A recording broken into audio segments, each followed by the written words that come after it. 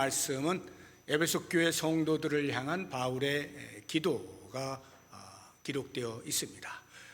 정리를 하면 네 가지로 요약을 할 수가 있는데, 속사람을 강건하게 해주십시오, 그리스도를 마음에 모시며 살게 해주십시오, 그리고 그리스도의 사랑을 알게 해주십시오, 마지막으로 하나님의 충만으로 충만하게 해주십시오. 이렇게 네 가지 기도의 내용을 담아서 기도하고 있는데요, 이것은 에베소 교회 성도들을 향한 바울의 심정이기도 하지만 오늘날 하나님께서 우리 성도된 자들에게 가지고 계시는 기대와 바람이라고도 볼 수가 있습니다.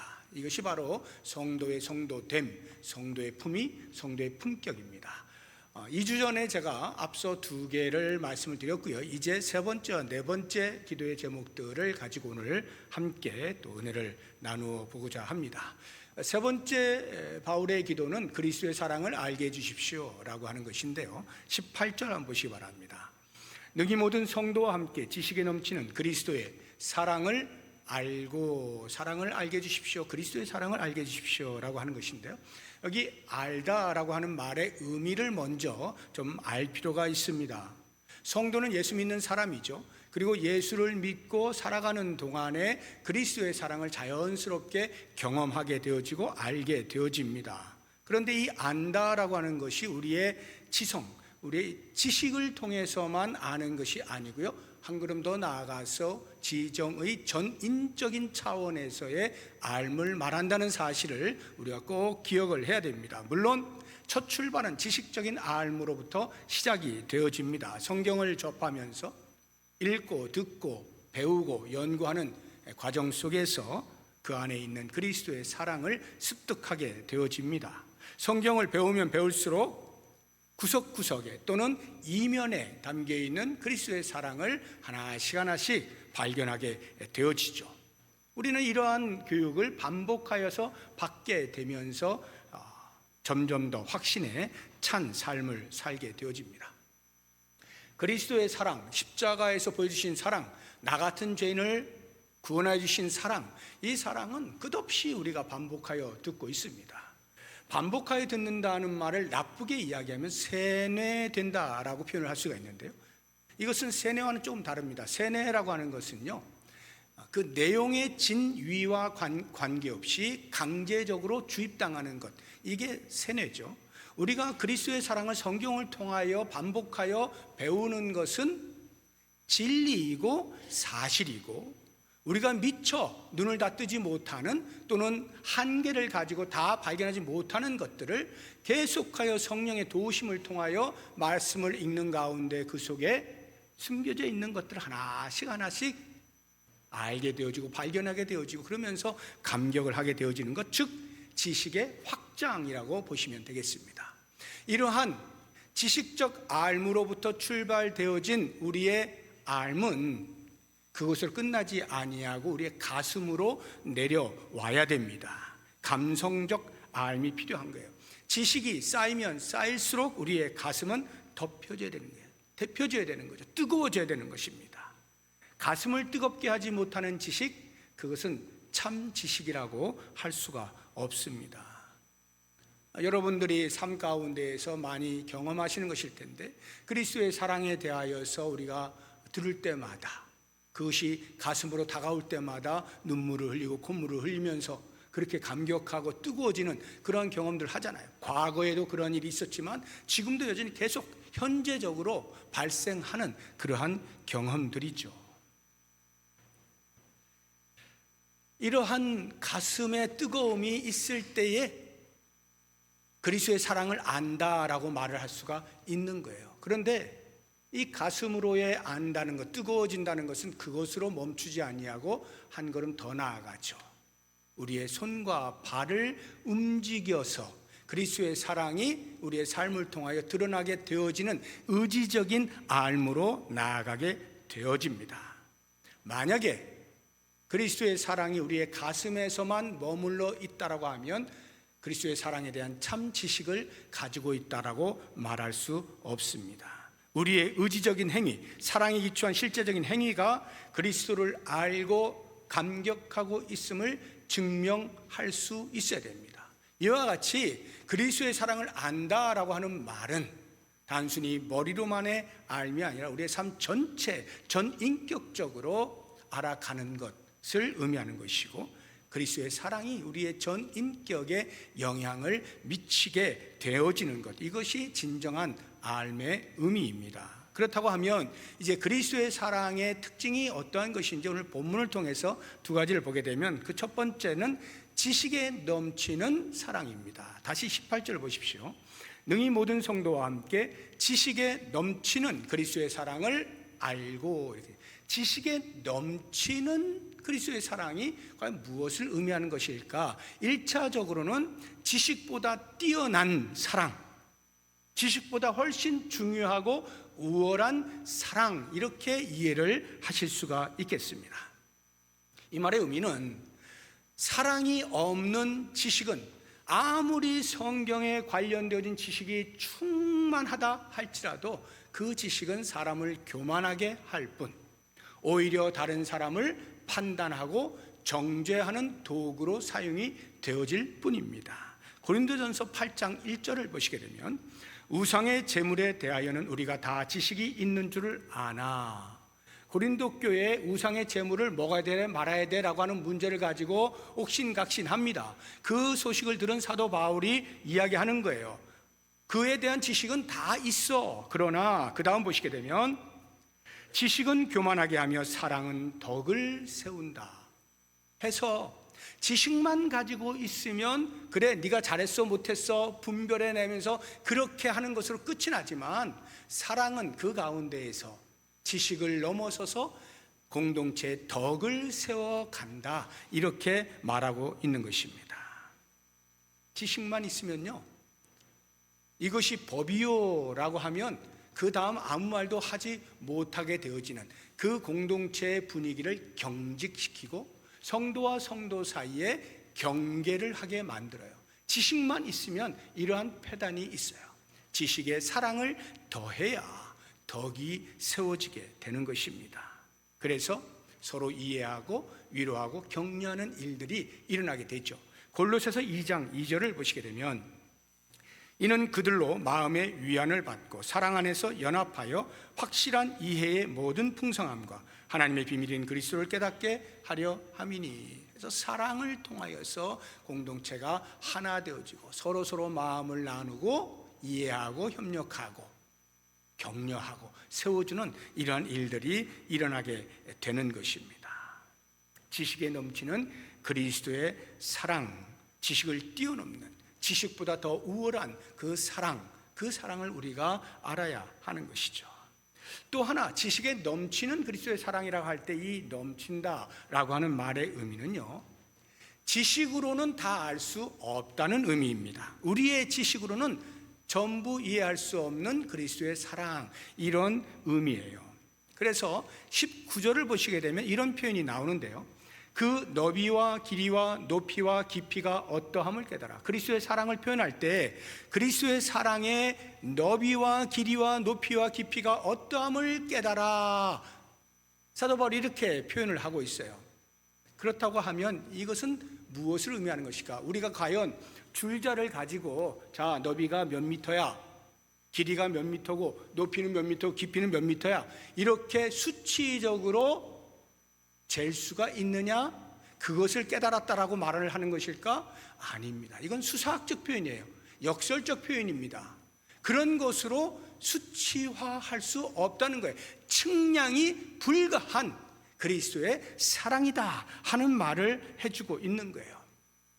그래서 우리가 많이 애창하고 있는 찬송가 304장, 그 크신 하나님의 사랑을 보게 되면 거기 3절에 이렇게 표현이 되어 있잖아요. 하늘을 두루마리 삼고 바다를 먹물 삼아도 한없는 하나님의 사랑 다 기록할 수 없네. 하늘의 끝이 어디 있습니까? 그것을 종이로 삼고, 바다에 마르지 않는 그것을 잉크로 먹물로 삼아서 하나님의 사랑이 얼마나 큰지 하나씩 적어 나갈 때 다 못 적는다 이 말이에요. 그만큼 측량 불가하다. 하나님의 크신 사랑 어찌 다 쓸까? 저 하늘 높이 쌓는다 해도 채울 수 없다. 어렸을 때 우리 자녀를 키울 때 귀여운 짓을 많이 하잖아요. 그러면은 부모가 자녀에게 하는 말 가운데 가장 많이 하는 것 중에 하나가 엄마 아빠 얼만큼 사랑해? 이런 질문 많이 하잖아요. 그러면 아이가 이제 처음에는 뭐 모르죠. 이게 뭔 말인가. 근데 아무튼 많이 사랑한다는 표현을 해야 될 것 같잖아요. 그럼 엄마 아빠가 가르쳐 주죠. 하늘만큼 땅만큼 사랑하는 거야. 가르쳐 주면 이제 그때부터 하늘만큼 땅만큼 해서 손을 쫙 벌리고 이렇게 사랑한다고 표현을 하지 않습니까? 그런 표현을 할 때 아이의 마음에는 나한테는 엄마 아빠밖에 없어, 이런 감정이 있는 것이죠. 그 아이가 손을 다 벌린다 한들 하늘을 감쌀 수가 있습니까? 그렇지만 그렇게 사랑합니다. 우리가 하나님의 사랑을 적어 내려갈 때 다 적지 못할 만큼 그렇게 풍성합니다. 지식에 넘치는 그리스도의 사랑입니다. 이렇게 고백하는 거죠. 그 지식에 넘치는 그리스도의 사랑을 우리가 알아가는 것, 이것이 성도가 갖추어야 할 품격이에요. 과연 나는 그리스도의 사랑을 어떻게 알고 있습니까? 어느 정도 알고 있습니까?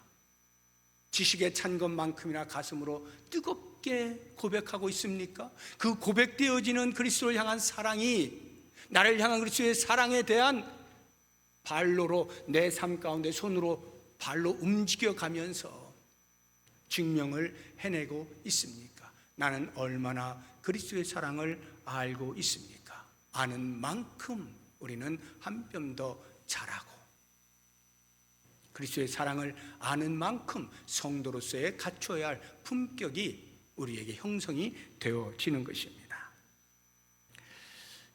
두 번째로 그리스도의 사랑의 특징 중에 하나는 다시 18절을 보시게 되면 능히 모든 성도와 함께, 이렇게 되어 있죠. 모든 성도와 함께 지식이 넘치는 그리스도의 사랑을 알아가게 해주십시오 라고 기도하는 거예요. 모든 성도와 함께, 공동체 안에서. 이 말의 의미는요, 혼자서는 그리스도의 사랑을 모른다, 그런 의미는 아닙니다. 당연히 알죠.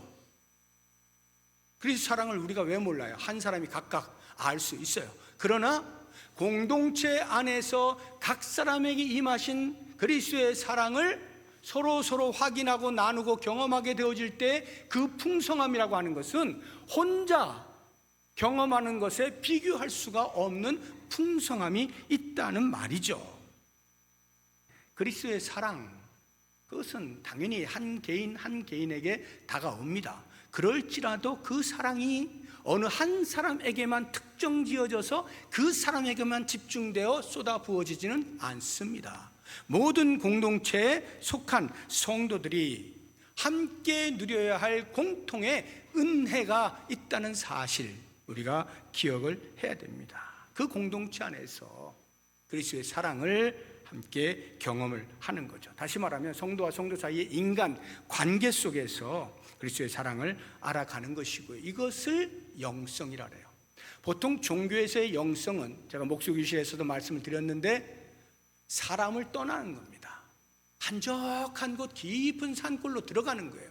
그래서 세상의 혼탁함으로부터 벗어나서 혼자서 깊은 명상을 통하여서 영성을 갖추어 가는 게 일반적인 종교에서의 영성 훈련 방법이에요. 물론 기독교에도 그런 것이 없지는 않습니다. 가끔 우리의 현실을 떠나서 깊은 곳에서 단독자로 하나님 앞에 서서 영성을 점검하는 경우도 있어요. 그러나 보편적으로 기독교의 영성은요, 사람들 사이에서 발생하는 거예요. 예수님께서 그것을 보여주셨거든요. 예수님께서 사람들 사이에서 서로 사랑하는 것을 통하여서 당신의 영성을 모범으로 보여주셨거든요. 예수님의 영성은 너무나 빛이 나는 거예요. 그리스도의 영성이라고 하는 것은 사람을 사랑하는 것으로부터 빛이 나는 거예요. 그러면서 우리도 그와 같은 영성을 갖게 하시는 거거든요. 그래서 이러한 영성을 갖추어 나가는 것이야말로 진정한 기독교의 신앙함이라고 하는 것을 꼭 기억을 할 필요가 있습니다. 한 사람이 그리스도의 사랑을 경험하는 것과 여러 사람이 각자의 삶의 현장에서 상황 속에서 경험하는 것을 나누는 것과 어떤 것이 더 풍성할까? 두말할 필요가 없는 것이죠. 그렇다고 하면 모든 성도와 함께 이 신앙생활 가운데에서 그리스도의 사랑을 경험할 수 있는 수단들이 어떤 것들이 있을까 생각을 해보시면요, 우리 교회 핵심 사역이 5가지가 있는데 그것들을 빗대어서 한번 보시죠. 예배 가운데에서 다른 성도들과 함께 예배하는 중에 영적인 감동들을 공유할 수가 있어요. 우리를 향하신 그리스도의 사랑을 경험할 수가 있습니다. 하나님의 말씀을 배우는 교육의 시간들을 통하여서 다른 사람들과 함께 그리스도의 사랑을 이야기하면서 공유할 수 있습니다. 복음을 전하는 선교의 현장에서 한 영혼을 향한 주의 사랑을 경험하고 우리의 마음을 확인하고 같이 선교 팀원들이 이렇게 사랑하는구나, 이렇게 사랑하는구나, 그래서 이런 일이 일어나는구나, 이런 일이 일어나는구나 보면서 같이 공감할 수 있게 되어집니다. 뿐만 아니라 다른 사람들을 섬기는 봉사의 자리를 통해서 역시 마찬가지로 그리스도의 사랑을 느낄 수가 있어요. 그런데 그 어떤 것보다 우선하는 가장 큰 효과는 교제에 있습니다. 성도의 교제를 통하여서 그리스도의 사랑을 그 어떤 것보다 충만하게 누릴 수가 있게 되어집니다. 최고의 효과는 교제에 있어요. 그래서 소그룹이 중요하다는 거예요. 이렇게 예배 가운데에서 성도와 성도 사이에 내 삶에서 그리스도께서 이와 같은 사랑을 베풀어 주셨어 라고 나누긴 어렵잖아요. 그저 예배를 통하여서 우리가 공감을 하는 것이죠.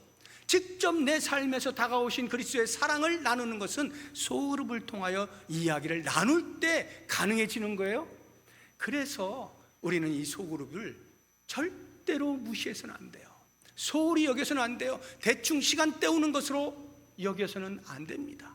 그 시간을 통해서 어찌하든지 각 사람에게 임하신 그리스도의 사랑을 하나씩 하나씩 나누면서 이야, 그렇구나, 그렇구나, 그렇구나, 그리스도의 사랑이 이렇게 풍성하구나, 서로 공감하면서 나눌 수 있어야 하는 것입니다. 모든 성도와 함께 지식에 넘치는 그리스도의 사랑을 전인적으로 알아가는 것, 이것이 성도가 갖추어야 할 품격인 것입니다. 마지막 4번째 기도의 제목을 통해서 우리가 그리스도의 품격, 성도가 갖추어야 할 품격을 한번 알아보겠는데, 그 4번째 기도의 제목이 하나님의 충만으로 충만하게 하옵소서라고 하는 거예요. 19절 한번 보십시오. 중간에 보시게 되면 하나님의 모든 충만하신 것으로 너희에게 충만하게 하시기를 구하노라. 하나님의 모든 충만하신 것으로 너희에게 충만하게 하시기를 구한다, 이렇게 표현해 놓고 있는데요, 하나님의 충만에 대한 이해가 좀 필요합니다. 하나님의 충만은요, 궁극적으로 어디에 초점이 맞춰져 있느냐 하면 만물에 초점이 맞춰져 있어요. 하나님의 충만은 만물, 이 세상에 하나님의 충만으로 충만하게 되기를 기대하시고 목적하시는 거예요. 그런데 그것이 바로 가지 아니하고 절차와 단계가 있어요. 제일 먼저 하나님의 충만은 그리스도 안에서 드러납니다.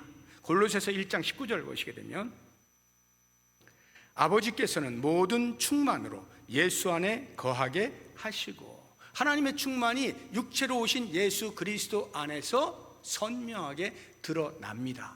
그러면 예수님 안에 있는 하나님의 충만은 그 다음 어디로 흘러가느냐? 교회로 흘러갑니다. 성도에게로 흘러가는 거예요. 골로새서 2장 9절 이하를 보시게 되면 그 안에는 신성의 모든 충만이 육체로 거하시고, 이것은 하나님의 충만이 그리스도에게 임하는 것을 말하는 거예요. 그리고 그 다음 10절을 보시게 되면 너희도 그 안에서 충만하여졌으니 그는 모든 통치자 권세의 머리시라.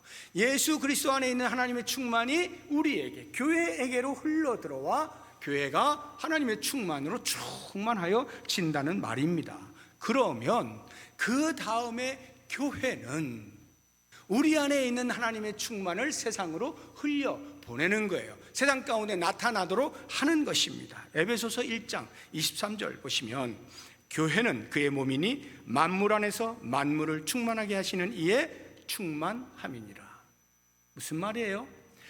교회가 또는 성도가 하나님의 충만으로 충만해질 때 우리의 삶의 현장으로 나아가는 그 발걸음 속에서 그 속에 하나님의 충만이 만물 가운데 나타나게 된다는 말이고, 이것이 곧 그리스도께서 이 땅에 계실 때 하셨던 사역이고 주님께서 승천하시면서 우리들에게 남겨놓으신 사역이에요. 우리의 모든 신앙의 행위는 이 땅에서 세상 가운데 하나님의 충만이 충만해지는 것을 목적하는 것입니다. 그렇다고 하면 이제 우리가 궁금한 것은 하나님의 모든 충만하신 것, 이게 과연 뭘 말하는 것인가? 이게 중요하죠. 하나님의 모든 충만하신 것이 어떤 의미를 갖느냐를 알아야 되는데, 두 가지를 말씀을 드리면, 하나는 하나님이 주시는 은혜의 충만을 말하는 거예요. 하나님이 주시는 은혜의 충만, 하나님께서 그리스도에게 주신 그 은혜가 그리스도를 통하여 우리 교회에 흘러옵니다. 그래서 하나님의 은혜가 충만해져요. 교회가 교회 될 수 있는 것은 하나님의 은혜가 충만할 때 가장 선명하게 나타나요. 성도가 성도 될 수 있는 것은 하나님의 은혜가 충만할 때 가장 선명하게 나타나요. 반대로 이야기해서 하나님의 은혜가 끊어진 성도와 교회는 더 이상 생명이 있다 할 수 없습니다. 여러분, 다윗을 보세요. 그렇게 하나님의 마음에 합한 삶을 살았을지라도 그가 밧세바를 범하고 살인 교사를 하고 이러한 죄 가운데에서 죄를 고백하지 아니한 채 1년을 버티고 숨기고 있을 때 그의 삶은 살았으나 죽은 거예요. 얼마만큼 죽었느냐 하면 그가 회개하여서 눈물을 흘릴 때 그 흘린 눈물이 침상을 띄울 만큼 그렇게 절절하게 뼈가 다 녹아지는 그러한 죽은 삶을 1년 동안 살았던 거예요. 우리는요, 하나님의 은혜가 없으면 죽은 자입니다. 교회에 하나님의 은혜가 끊어지면 죽은 교회예요. 더 이상 교회라 할 수 없어요. 우리는 처음부터 끝까지 모든 일에서 하나님의 은혜를 말할 수 있어야 되고 하나님의 은혜의 공급으로만 사는 존재라고 고백하는 것이고, 실제로 그러한 삶의 형태가 나타나야 하는 거예요. 그렇습니다. 하나님의 은혜로 충만한 삶, 하나님의 은혜로 충만한 교회를 꿈꾸십시오. 이것이 성도의 품격입니다. 하나님의 모든 충만하신 것에 또 다른 의미가 있다면 그것은 하나님의 충만, 더 좀 구체적으로 이야기하면 하나님의 성품으로의 충만, 하나님의 속성으로의 충만을 의미하는 것입니다. 이게 무슨 말이냐 하면, 하나님의 속성이 성경에 여러 가지가 나오는데 우리와 관련해서 한번 찾아보게 되어지면 이런 말씀이 있죠. 하나님의 거룩하심처럼 너희도 거룩하라. 베드로전서 한번 보겠습니다. 1장 15절 이하에 오직 너희를 부르신 거룩한 이처럼 너희도 모든 행실에 거룩한 자가 되라. 기록되었으되 내가 거룩하니 너희도 거룩할지어다. 하나님의 속성, 하나님의 성품 거룩입니다. 그 거룩이 우리 성도의 삶 가운데 또는 교회 공동체 안에 그대로 나타날 때 이것이 하나님의 충만이라는 말입니다. 물론 우리는 하나님처럼 똑같이 거룩할 수는 없어요. 거룩을 추구하는 거고 거룩의 삶을 위하여 계속해서 노력하는 거예요. 또 다른 표현들을 보게 되면 하나님이, 하늘에 계신 하나님이 온전하신 것처럼 너희도 온전하라. 예수님의 말씀이에요. 마태복음 5장 보겠습니다. 48절인데요. 그러므로 하늘에 계신 너희 아버지의 온전하심과 같이 너희도 온전하라. 온전, 완전함을 말하는 것이죠. 하나님의 성품, 완전하신 그 하나님의 성품, 하나님의 속성이 우리 성도의 삶에 또는 교회 공동체 안에 그대로 이식되어질 때 이것이 바로 하나님의 충만이라는 거예요. 역시 마찬가지로 우리는 하나님처럼 온전해질 수는 없어요. 온전을 향하여 가죠. 온전을 향하여 나아가는 사람이에요. 추구하는 사람이에요. 훈련을 받는 사람이에요. 자기를 쳐서 복종시키는 사람이에요. 그래서 하나님의 온전하심처럼 계속해서 온전을 향하여 나아가는 교회, 이것이 하나님의 충만을 잘 드러내는 교회요 성도입니다. 또 다른 하나를 보면 좀 더 구체적으로 예수님께서 십자가에서 못 박혀 죽으시기 직전에 제자들과 함께 시간을 보내시면서 하신 말씀 가운데 하나가 내가 너희를 사랑한 것 같이 너희도 서로 사랑하라. 요한복음 13장 34절 보시게 되면 새 계명을 너희에게 주노니 서로 사랑하라. 내가 너희를 사랑한 것 같이 너희도 서로 사랑하라 말씀하시죠. 예수 그리스도께서 보여주신 그 사랑이 신앙 공동체 안에서 또는 성도 개인의 삶에서 서로 사랑하는 것으로 나타나게 될 때 그것을 가리켜서 하나님의 충만이라고 말하는 거예요. 하나님의 모든 충만하신 것으로 너희에게 충만하게 하시기를 기도하는 사도 바울의 소망, 이것이 하나님께서 우리를 향하여 가지고 계신 기대와 바람이라고요. 성도 한 사람 한 사람의 삶 가운데에서 또는 신앙 공동체 안에서 하나님의 충만으로 충만케 되기를 간절히 기대하고 계시는 거예요. 사랑하는 성도 여러분, 우리가 성도로서 품격을 갖추어 간다라고 하는 것은 어느 한순간에 과거의 한 사건이 아니라고 그랬죠. 계속해서 우리는 갖추어 가고 있는 사람입니다. 계속 진행하고 있는 사람이에요. 그런 면에서 이제 사도 바울이 에베소 교회 성도들을 위해서 기도했던 그 기도의 4가지 내용들, 이것들이 곧 우리를 향한 하나님의 기대라고 하는 것을 기억하면서 하나씩 하나씩 우리의 삶에서 잘 드러날 수 있도록 애를 쓰고 수고를 하고 진력을 할 때 우리는 계속하여 그리스도에게까지 자라가게 되어지는 거고 성도의 품격을 갖추어 나가게 된다는 것 기억하시면서 우리 모든 성도님들이 정말로 주님 앞에 섰을 때 부끄럽지 아니한 주님, 제가 이렇게 살다가 왔습니다. 그래, 잘했다. 하나님께로부터 칭찬받을 수 있는 멋지고 훌륭한 성도의 품격을 잘 갖추어 가시는 우리 모든 성도들 되시기를 주의 이름으로 축복합니다. 이 시간에 같이 기도할 때 제가 몇 가지 기도 제목을 드리겠습니다. 먼저 말씀을 생각하면서 같이 기도하는데요, 지나간 시간들에 드렸던 말씀과 함께 더불어서 우리의 속사람을 강건하게 해주십시오. 그리스도의 다스리심에 온전히 순종하게 해주십시오.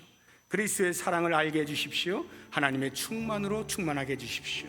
우리의 신앙의 연륜이 쌓이면 쌓일수록 성도의 품격을 더욱 잘 갖추어 갈 수 있게 해주십시오. 이렇게 기도하시고요. 두 번째로 교육부서 여름 행사를 위해서 기도하시는데요, 영아부 유치부 여름 성령학교 진행 중입니다. 그리고 앞으로 유초등부 여름 성령학교와 중고청 연합수련회가 있습니다. 하나님의 은혜를 넘치도록 부어주옵소서. 교육자를 비롯해서 모든 교사들에게 성령으로 충만하게 하옵소서. 사랑과 열정, 헌신과 모범으로 잘 가르치게 해주십시오. 그래서 우리의 다음 세대가 하나님의 자녀로 한 뼘 더 성장하는 시간이 되게 해주십시오. 이렇게 기도해 주시고요, 내일부터 제3차 20일 은혜로 기도회가 시작됩니다. 이번 주제는 부흥입니다. 말씀을 통해서 참된 부흥을 알게 하시고 꿈꾸게 해주십시오. 말씀을 전하시는 목사님들에게 성령으로 기름 부어 주십시오. 특별히 목요일에 오시는 장영환 목사님을 귀하게 사용하여 주옵소서. 또한 기도의 시간들을 통해서 부흥을 갈망하며 경험할 수 있게 해주십시오. 기도해 주시고요, 마지막 4번째로 목수교실과 소그룹을 위해서 기도합니다. 목수교실과 소그룹을 통해서 우리를 향하신 하나님의 목적을 잘 발견하게 하시고 성도의 깊은 교제를 통해서 그리스도의 사랑을 풍성하게 나누고 경험할 수 있게 해주십시오. 이와 같은 기도의 제목들로 다 같이 한 목소리로 기도하겠습니다. 하나님 아버지, 감사합니다. 에베소 교회 성도들을 향하여서 간절한 마음으로 기도하였던 사도 바울의 마음을 헤아려 봅니다. 이것이 성도된 우리들을 향하신 하나님의 마음이 하나님의 기대며 하나님의 바람인 것을 깨닫게 하시니 감사합니다. 주여, 원하옵나니 우리의 속사람을 강건하게 하여 주옵소서. 외양을 갖추는 일에 신경을 썼던 우리의 삶, 세상의 것들에 집착하거나 탐욕을 부렸던 우리의 삶을 내려놓게 하여 주시고 우리의 속사람이 강건한 것을 위하여 끊임없이 추구할 수 있는 삶이 되게 하여 주시기를 원합니다. 주님께서 우리 안에 내주하여 주시며 왕으로 좌정하셔서 우리를 다스리실 때 그 말씀의 온전한 순종을 통하여서 그리스도의 왕 되심을 고백하며 살아갈 수 있도록 도우시기를 원합니다. 아버지, 우리에게 보여주신 십자가의 그 놀라운 사랑, 나 같은 죄인에게 보이셨던 그 놀라운 사랑 알아갈 수 있기를 원합니다. 모든 성도와 함께 지식에 넘치는 그리스도의 사랑을 알아갈 수 있게 하여 주시되 전 인격적으로 주의 사랑을 경험할 수 있는 복이 있게 하여 주시옵소서. 하나님의 충만으로 충만하게 되기를 원합니다.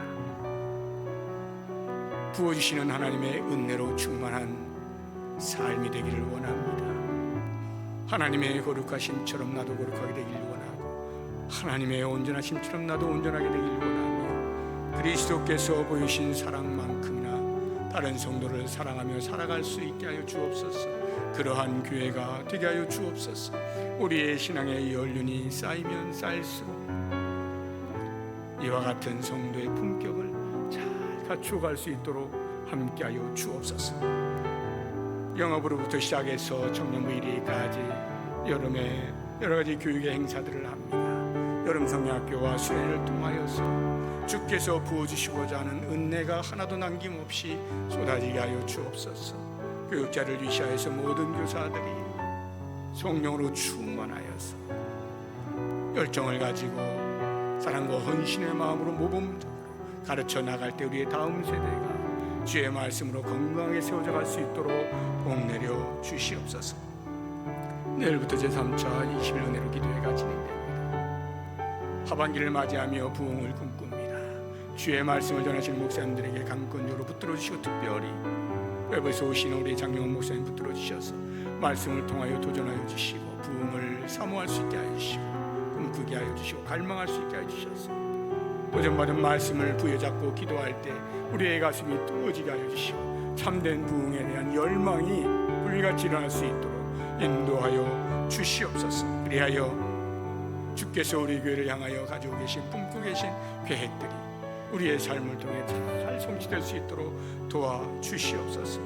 하나님, 목숨의 실과 소급을 주 앞에 부탁드립니다. 우리를 향하신 하나님의 목적이 무엇인지 목숨의 실을 통하여 하나씩 배워갈 때 우리의 가슴에 선명해질 수 있도록 하시고, 과연 그렇게 살아야 되겠구나 다짐할 수 있도록 도우시고, 그러한 삶에 다가오시는 주님, 경험되어지는 주님을 사랑하는 성도들과 함께 마음껏 나눌 수 있게 해주시고, 그렇게 사랑이 풍성하게 나누어지면서 신앙의 깊이도 더해질 수 있는 복이 있게 하여 주시옵소서. 예수님의 이름으로 기도드립니다. 아멘. 하나님 감사합니다. 주의 말씀을 통하여서 성도가 어떻게 성도다워질 수 있는지 배우게 하심을 감사합니다. 깨달은 대로 우리의 마음 깊은 곳에 새기고 날마다 주님이 원하시는 수준에까지 자랄 수 있는 우리의 삶이 되게 하여 주옵소서. 예수님의 이름으로 기도드립니다.